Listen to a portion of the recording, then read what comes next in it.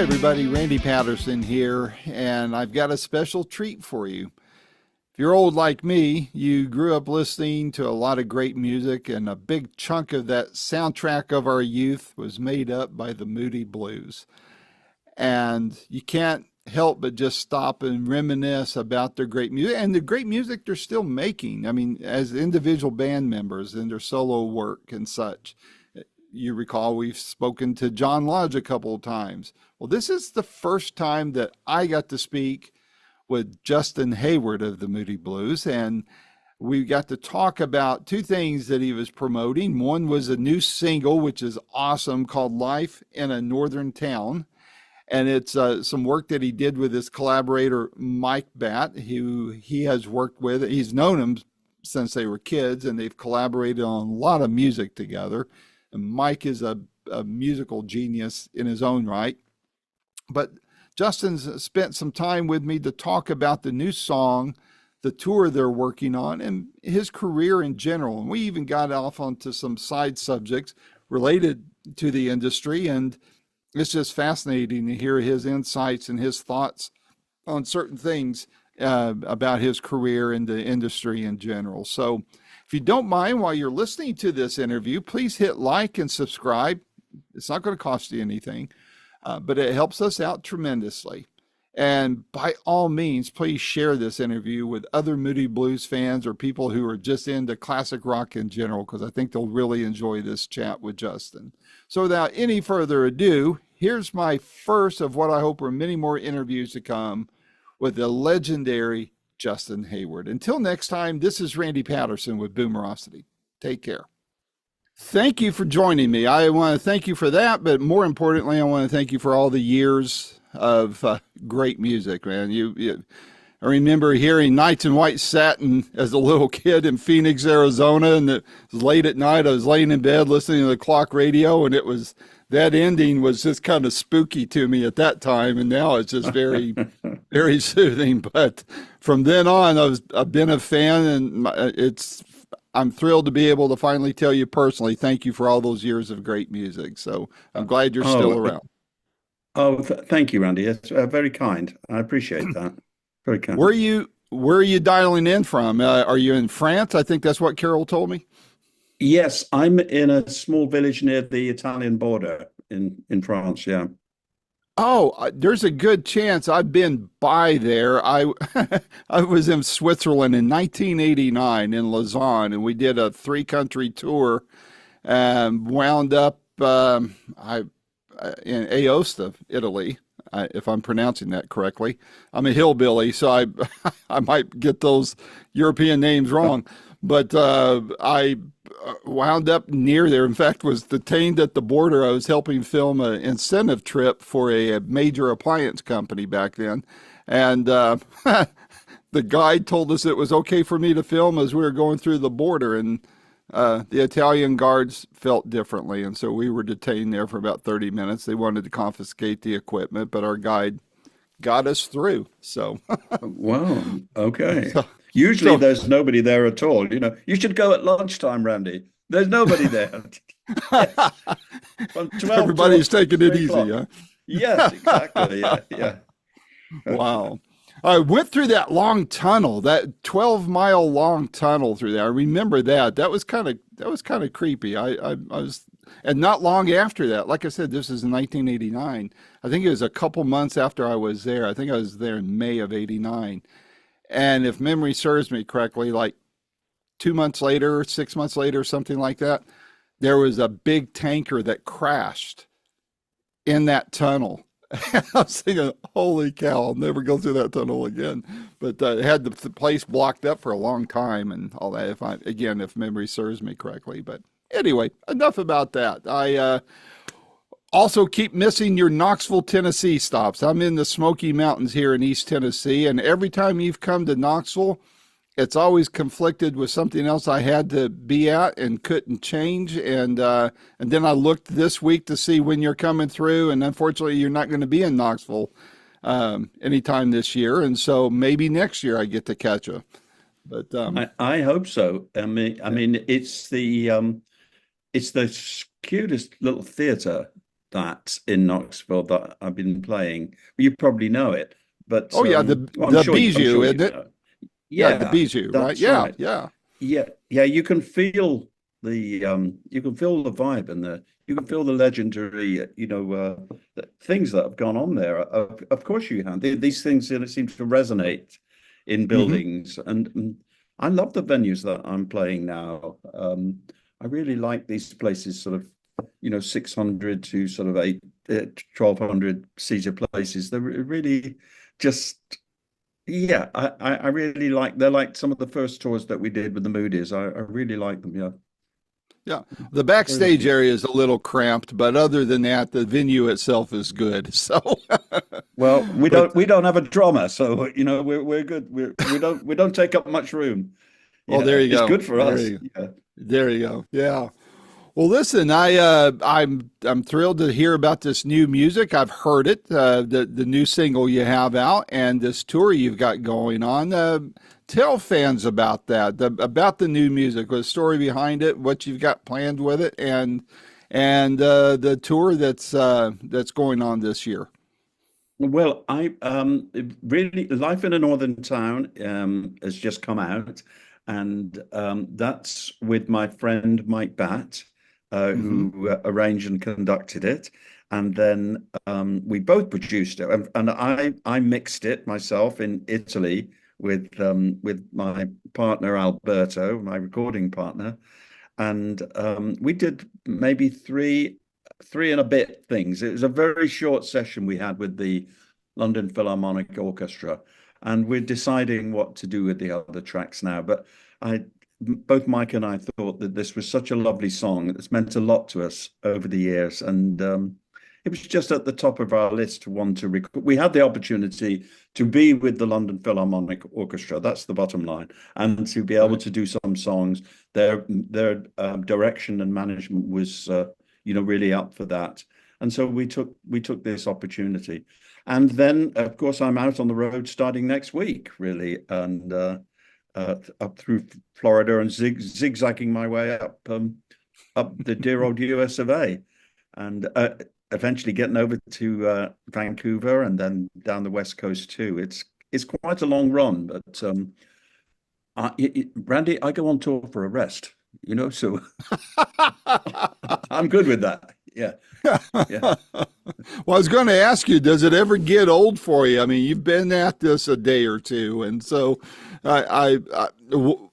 does it get old for you? And also, what's been the best and worst changes of touring? Because I know I mean, gosh, I bet the stories you should write a book. Uh, Well, of course the way of touring. I mean, we were, to be quite honest, when I first came to the band in 1966, for the first 3 years, really until the early 70s, we were everybody's opening act, and Hmm. there were a lot of bands on the bill, and so we never expected to, we could be back in the hotel or the motel by about 9 o'clock. But we opened up for so many groups, and it wasn't until like the early 70s that we turned up at a gig, and the promoter said, hey, this is a Moody Blues crowd, and I think really life changed for us then. So we started off with trying to buy our own little, well, we call it a van. I don't know what the Americans call that. Just a small thing where you put your equipment in. Yeah, And we yeah, put some Van. airplane seats in it, and that was the way we traveled. And then we moved from that to a bus, from a bus to an airplane. And we had an airplane called Starship One, uh, which there was always people on it though, Randy. I didn't know, and I thought somebody must know them. Is They it must be friends of somebody. was it the Starship that everybody was renting, like Led Zeppelin and Elton John and all Yeah, those guys? Yeah, yeah. I think it's that's in a right. boneyard in Arizona now, from what I'm told. It's out in the Arizona desert rotting. The last time I checked on it. Okay, well, there is a sort of graveyard out there that Yeah. I often go past when I'm on the road, and my tour manager is a young Greek guy now, and he's sort of obsessed with that kind of stuff. And next time we're going past there, we're going to take a detour and have a look because it's kind of spooky, a bit impressive at the same time. Yeah, Yes, it so we is. went from an airplane back to a bus, and now I'm back with my little group, and this is the way I like it. You know, America's such a great country to travel by road that it's It never is. an issue, that kind of thing. It's a pleasure. Yes, it is. I love that windshield time myself, and it's been a while since I've taken a long road trip that way. But it's a great country to see. But I hope to drive Europe sometime and just be behind the steering wheel and drive it myself and be able to take that in. I think that would be a fascinating thing to do. Except maybe in England where I'd have to get used to that, opposite lane that you guys do over there. But other than that, I might be okay driving over there. You'll be just fine. Yeah, it only takes you a few minutes. Whenever I'm back in the UK, um, it's a moment of, oh my God, what am I doing? And then it's like, oh yes, right, I get it. So yeah. Now, is this new single going to be part of an album, or are you going to do an EP with it, or is this just a one and done type of thing to just put new music from time to time out to your fans? I think this at the moment, Mike and I are just thinking about how we put the tracks that we did with the London Philharmonic together. And no, so the honest answer is I don't know yet. There's other material there, but I don't know how that will be released. Um, I think, but it's just that both of us thought this, this is one of those things. It's such a lovely recording that Yes, it is. we didn't have it just want it sitting in the can for ages, waiting for something to happen. So it just seemed like the right time now for both me and Mike. Yeah. Well, I think it's interesting that you and the band, the Moody Blues, were so, pardon the pun, instrumental and bringing in orchestras and all the majestic sound to go along with rock and roll. I mean, I know you probably had some resistance Mm. by some purists and such, but to find that it's, and a, still desired by fans, and b, that there seems to be a new hunger for it, and what you guys are doing, you and Mike and other people, other of your peers, where they're beefing up the sound without faking it, without making it all keyboards, by going with real um, orchestras in the recording. I mean, I use that as an example. Foreigner doing their thing with they did it with the 21st Century Symphony there in Switzerland, and I saw them in Nashville with the Nashville Symphony and putting their classic rock to the symphonies. Why do you think there is A, why do you think that works? And B, what is it? What are you hearing from fans that tell you, "Hey, this is, this resonates with us." What do you think makes that work? Because you wouldn't, at first blush, 60 years ago, you wouldn't think that the two would go together, but it has gone very well. Why do you think that is?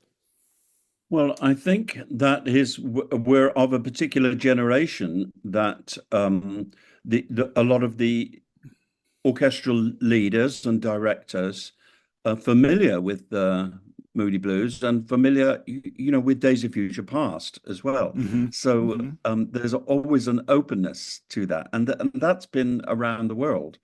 And wherever I've been, I mean, I was in Athens last year with the Athens Symphony there, and it's not until you're halfway through rehearsals that actually these people know who you are and know this music already.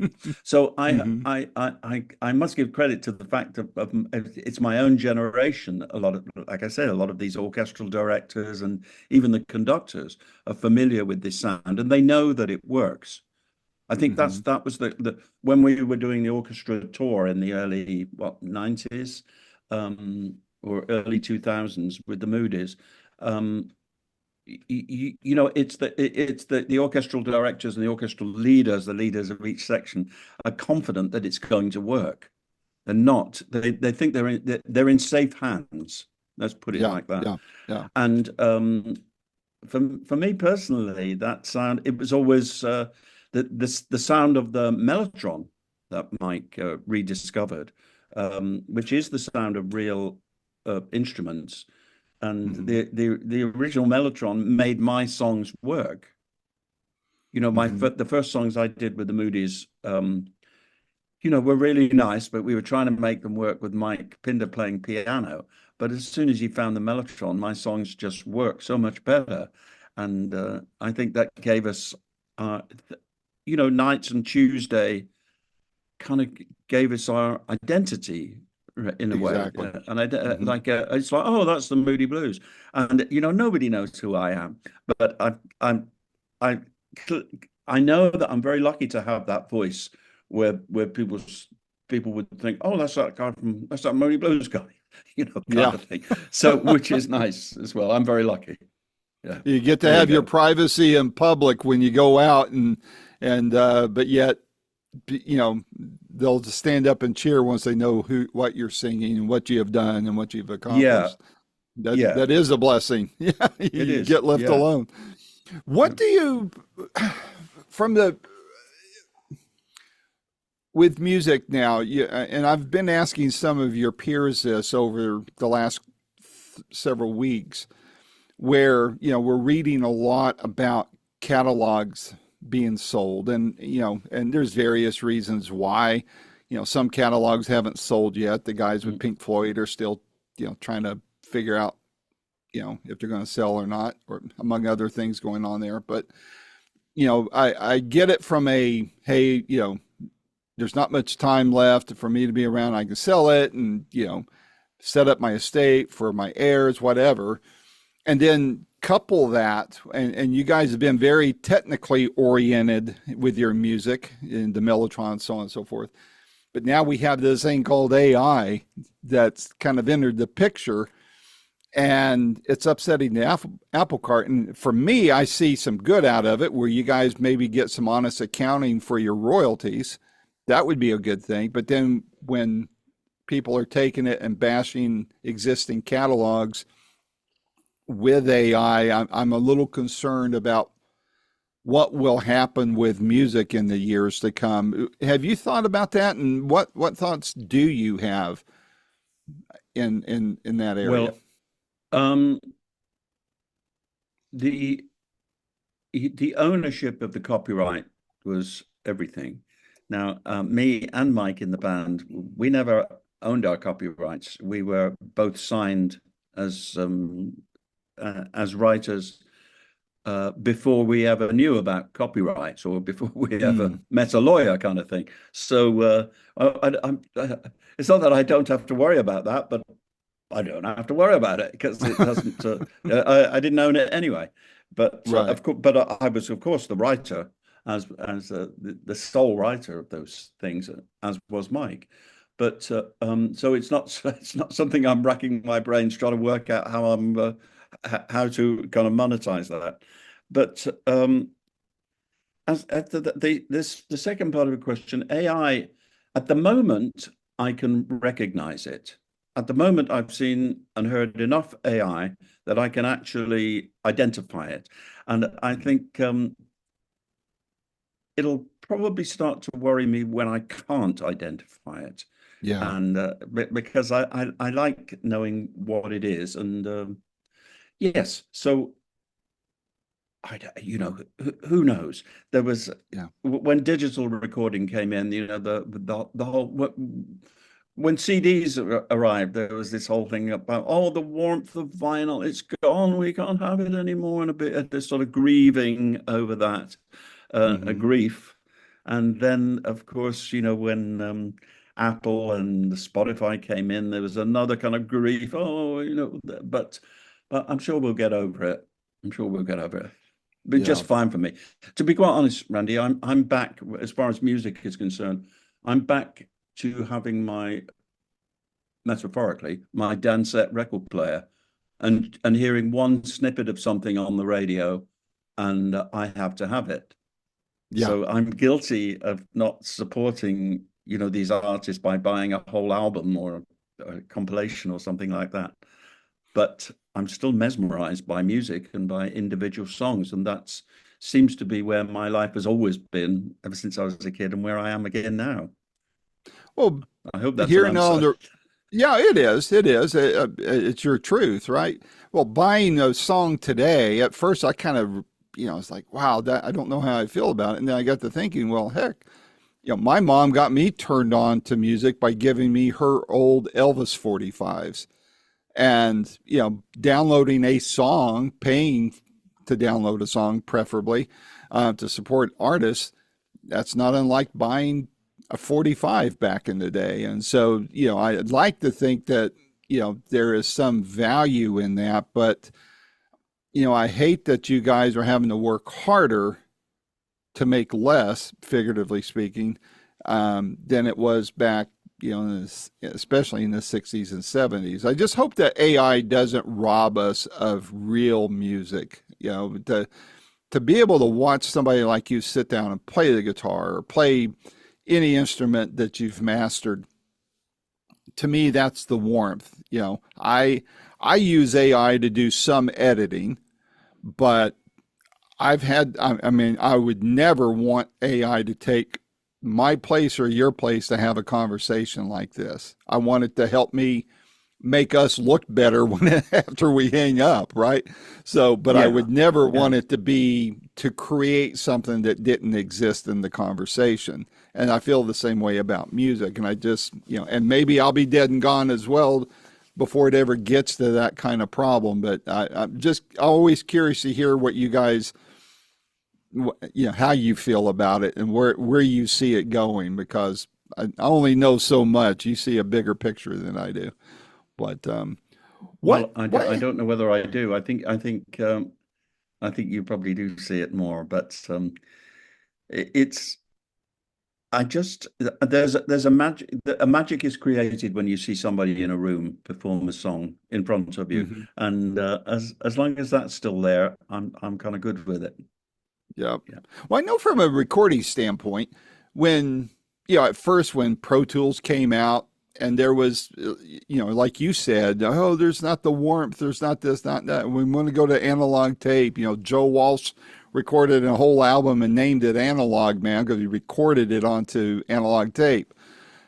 But now I was talking to someone last week, that does a lot of recording. He's talking about all these modules he can buy to drop into Pro Tools, and now he can get that 1964 amp that sound, but it's all digital. It's a module he buys to drop in and add to Pro Tools or whatever digital recording software he's using. And I guess it can perfect to that point and makes it more economical or more feasible to get certain sounds, especially if you can't find the amp that you want or the find the kind of guitar you want to use on it, whatever.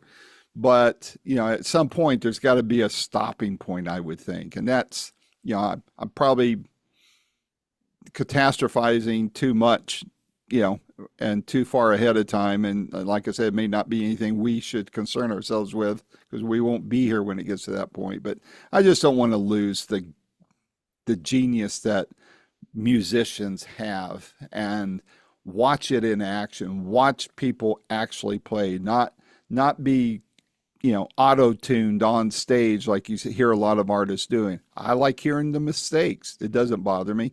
And I want to hear Hmm. the pop, all of that. And so, again, I appreciate you answering that for me because I'm always curious where people from the inside of the industry are thinking about that. But what haven't you done that yet musically that you would like to do that before you hang all this up? Well, I hope it'll. I hope it. I don't have to hang it all up. I've got no intention of hanging things up, but I the truth is, I want to be able to continue what I'm doing now. That's my Hmm. that's my that's my goal. I want to be able to choose the people that I work with, Hmm. and not be under any pressure to do anything else. And I'm very lucky to be able to, like I said at the beginning, I'm lucky to be able to say yes to things. And Yeah. a lot of things are put in front of me, and I'm happy to say yes. To go back to your previous point, I'm guilty as as much as anyone else of copying and pasting different bits of my songs together, and using that whenever I can. And I hope I don't do that too much. But that's also what, the life in a northern town with the London Philharmonic. That's instant, man. That's instant. You had a few minutes to get that right. Hmm. That's it. Hmm. And then that moment is gone. And that was quite thrilling as well. I recorded some shows off my last tour, and you never quite know what's going to happen in a gig. But sometimes the most unexpected things happen, and then that moment is captured. So Hmm. my ambition, like I say, is to keep on doing what I'm doing now, is to still be asked to do stuff. I'm doing Yeah. a cruise later on this year, which is always good fun. And I like. I'm very lucky to be on a nice boat with a nice kind of cabin with people that I know, and I'm lucky to be able to choose the people that I work with. And I'm Hmm. doing a UK tour later this year, and some gigs Hmm. in Europe as well, which are always expect the unexpected, like you at the border or whatever, and expect the unexpected in Europe. Not Yeah. quite so Yeah. predictable as the dear old USA. Yeah, we have just one big old border that goes all the way around our place, and with water on both sides there. But what you said, what's coming up next? Do you and I like to think you're going to be touring a lot more years ahead and not hanging it up like you mentioned a minute ago. But when that happens, when you step off the tour bus of life up at the great gig in the sky, to borrow from Pink Floyd, and it's not meant to be a macabre question. I'm just curious where your mind's at on this. What motivates you? How do you want to be remembered, and what do you hope your legacy is? Well, that'll be decided. That'll be decided for us, and Yeah, true. like I say, the legacy probably is always going to be for the Moody's. Um, that support band. We're probably the opening act. We probably are in the not the top of the bill, and that'll be Mhm. just fine by me, because eventually you get to a Moody's record. Eventually, the lovely thing was in the sort of late 60s, I think it was about Threshold of a Dream time, where our life, because I never really watched television, my life was always just about records and musicians and touring and being in the studio. And my life was about, with girlfriends before I was married, was just going to other people's apartments and playing records and Mhm. getting a bit stoned, and that was it really, Mhm. and doing some gigs and coming back at 3 o'clock in the morning, calling by somebody's apartment, picking your girlfriend up, and then going to their place, listen to music, and eventually get to bed for a while. But the most Mhm. rewarding thing was to be able to look through people's record collection, because you could do that without being rude in those days. Right. You could Yeah. flip through people's record collection, and there was usually a Moody Blues album there. And that really was just absolutely brilliant. And that gave me a warm kind of feeling. I never pointed it out, but it was there, which Yeah. I was very grateful for. Well, and that's the thing, Justin. I mean, music used to be an event. You waited for that album to come out, and it was a good size album. You could, guys my age now could actually read the fine print back then, you know. But just the artwork, finding out who all was on the album, all those kinds of things. It was a major event because music didn't seem to be as commoditized as some people have made it today. But to be able to find that treasure in someone's collection, like you said, to me, that's I wish music could get back to being a shared event like you just described, because I think that is what brought people together. The music itself, of course, but getting together and discussing it, talking about it, say, hey, check this one out. I mean, back then we had to find the gap in the grooves, to be able to get right on the right song, and now we can just click on it. But to still be able to have that communal event of music. I think that still happens. I think that still happens. I really do. And I think, the big changes will belong to young people in music. And I think kids still live their life through music. I think it's still a big part of music.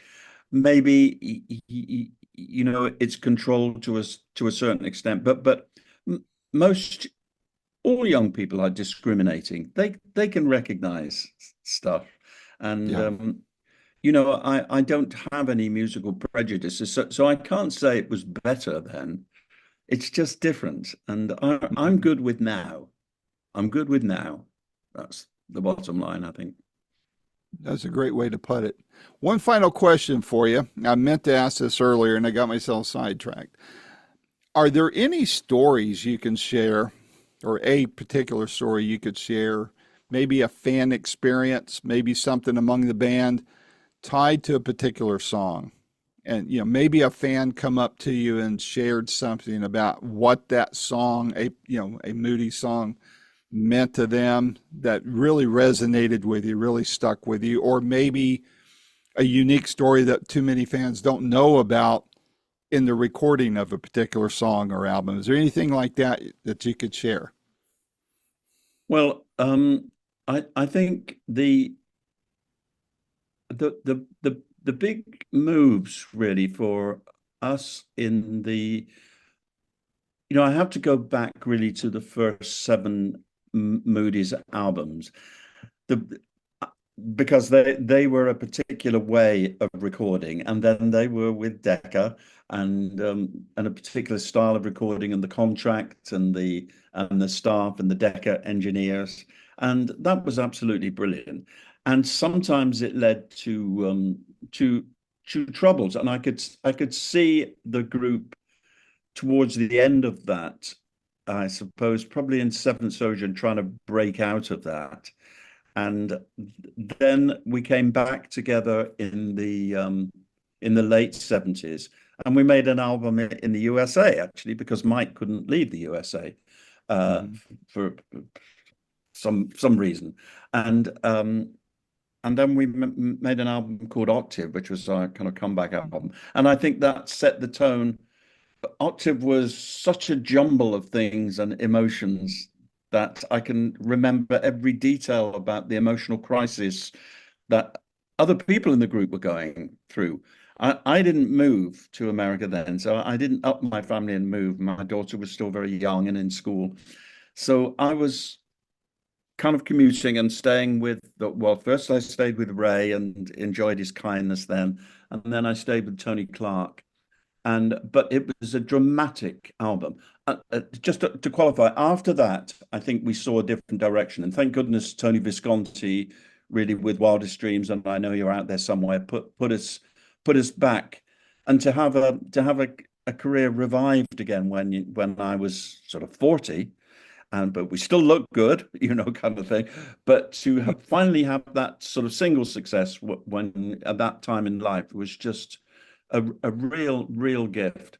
But I think the emotional troubles of Octave really affected me and affected the other people in the group as well. And a hugely emotional album. And particularly, I think the song Driftwood, meant a lot to other people that were around at that time. And all of these songs kind of resonate. But I don't know quite where I'm leading with this, but I think it all led towards Wildest Dreams. And Wildest Dreams was the first time I've ever known people really say to me, because Nights was a sort of a really well-kept secret for quite a long time. And it just sort of slowly got there. 69, it was in the 67, it was in the charts here, and then came back again a couple of times, and it slowly gained sort of momentum. But Wildest Dreams was something that I was on an airplane once, and a guy sort of discovered, you're the guy in the Moody Blues video, that song, woo, it's like, that's crazy. And I thought, really, that's the kind of success I really enjoy, when the guy just knows that song and loves it. And that was it. Wildest Dreams got to be the one.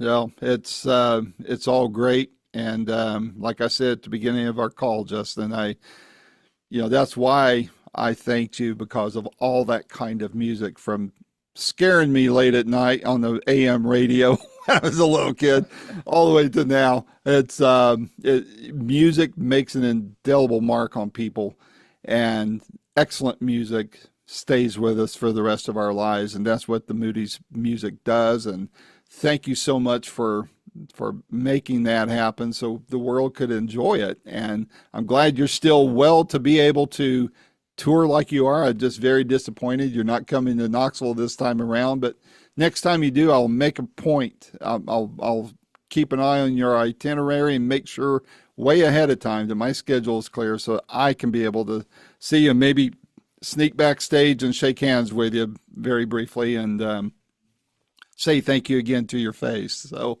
but thank you, Randy. Really, it's very kind of you. I really appreciate them. Well, it comes from the heart. And listen, anytime you want help in getting the word out on things, I'm just one of many that would love to help you. I'm not Rolling Stone magazine, thank God, but I'm Boomerocity has a pretty good reach around the world, and I'd love to do my part to help promote your work. And so my door is always open to you. Please stay safe and healthy, and I hope to see you down the road sometime soon. Thank you, Randy. Thank you. All right. You take care, and talk to you soon. Okay. All right. Bye-bye. Bye. This has been another stellar episode of Boomerocity with your host, producer, and friend, Randy Patterson. The theme music is Roll the Dice by our good friend Quentin Hope, and all rights reserved and used by permission, of course. Post-production is done by Cardinal Sins Productions. The Boomerocity name, logo, and content is copyright protected, so all segments may only be used with written consent by Boomerocity and/or its assignees. You should direct your inquiries to input@boomerocity.com, and the copyright is 2025.